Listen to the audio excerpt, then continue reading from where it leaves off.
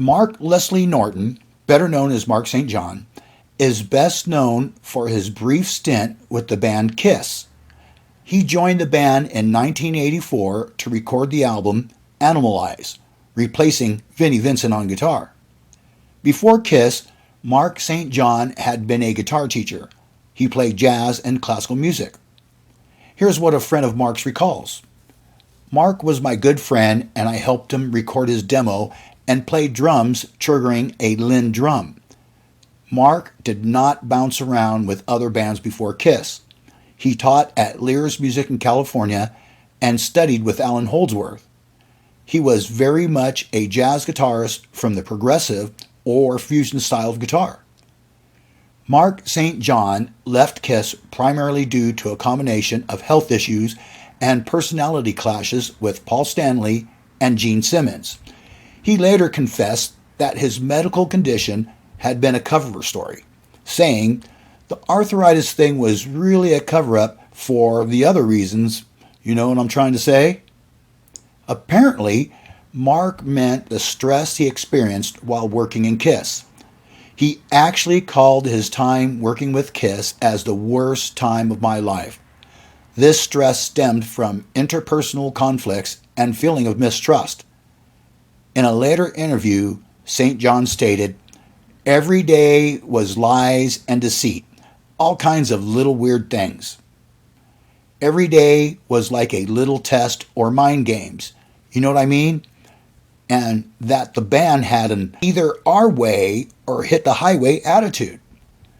Mark did an interview with Kiss Strike magazine in the early 1990s where he talked about the 8 months he spent with Kiss, what it was like living in a small Manhattan, one-bedroom walk-up apartment with a bathroom that had no electricity. He spent half of his time shuttling between studios and yellow taxis. Gene and Paul actually recorded separately in different studios, causing Mark to constantly travel between them. So Gene would ask Paul, "Can I use Mark now?" And then Mark would have to get in a taxi cab, go all the way across town to the other studio, and record with Gene. Then Paul would call to do the same, making Mark feel like a pizza delivery person. It lasted 2 weeks. Yeah. Mark is real humble. He's just going to sit here and tell you that he's a nice guy, and it just happens naturally. The great thing about Mark is he usually puts his fingers on the guitar, and that does the talking for him. Right. And thanks, Gene. So Mark says that he worked very hard and wanted a break before practicing for the European tour. But Kiss wouldn't let him go.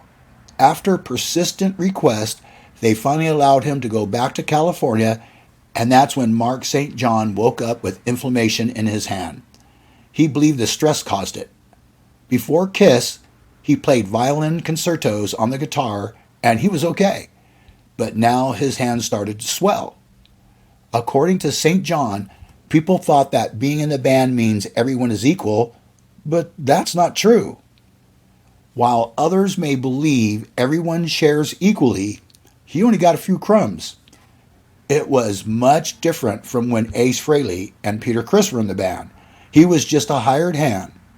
His work, mostly solos, is all over the album, which went platinum in December 1984. But he didn't get credit or paid for it. No type of royalties at all. That was the contract that St. John had to sign, otherwise he would never have been in Kiss. So, after Kiss, Mark briefly reappeared in 1986 with his band White Tiger. But the album went unnoticed, as well as a failed project with Peter Criss, The Keep. Here is what a guy who met Mark in 1990 says about his meeting.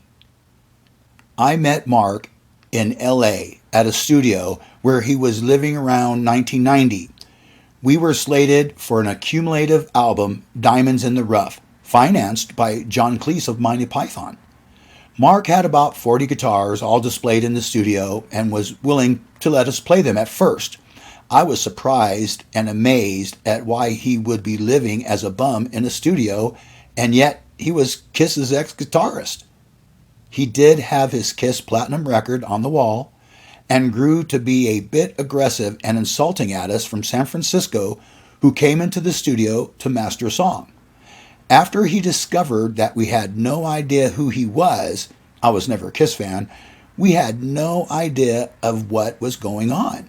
He tried to impress us with his playing, but it sounded like an angry bee to me. A mess of thousands of notes per minute. No melody or gripping holds or hooks like Hendrix, Gilmour, Van Halen, or any other rock guitarist who could hold his weight. He had nothing but bad things to say about Kiss, and we did not care. I thought he was a total jerk and felt sorry for him before I even knew who he was. True story, I have no reason to lie.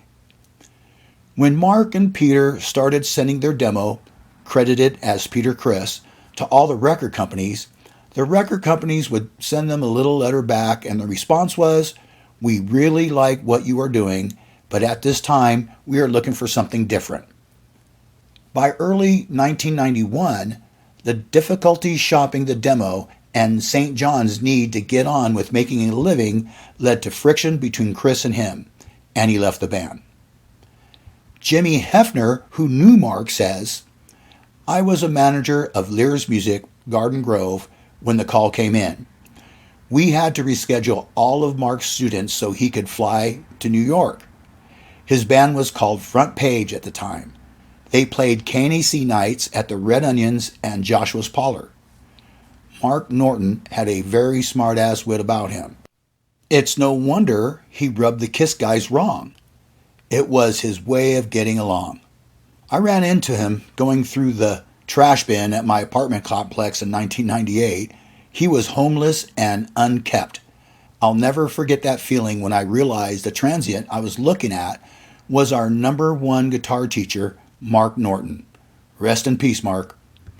In 1999, St. John was in a short-lived band with Phil Naro called the Mark St. John Project that released a limited edition EP. And he also made frequent appearances at Kiss Expos during this time. In 2003, he released a CD called Magic Bullet Theory, a brilliant instrumental album which came out just 4 years before his death. The album is recognized by fans as a true masterpiece, and it was Mark's final recorded material.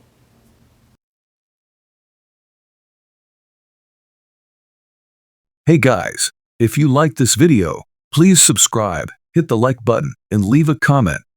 We'd love to hear from you.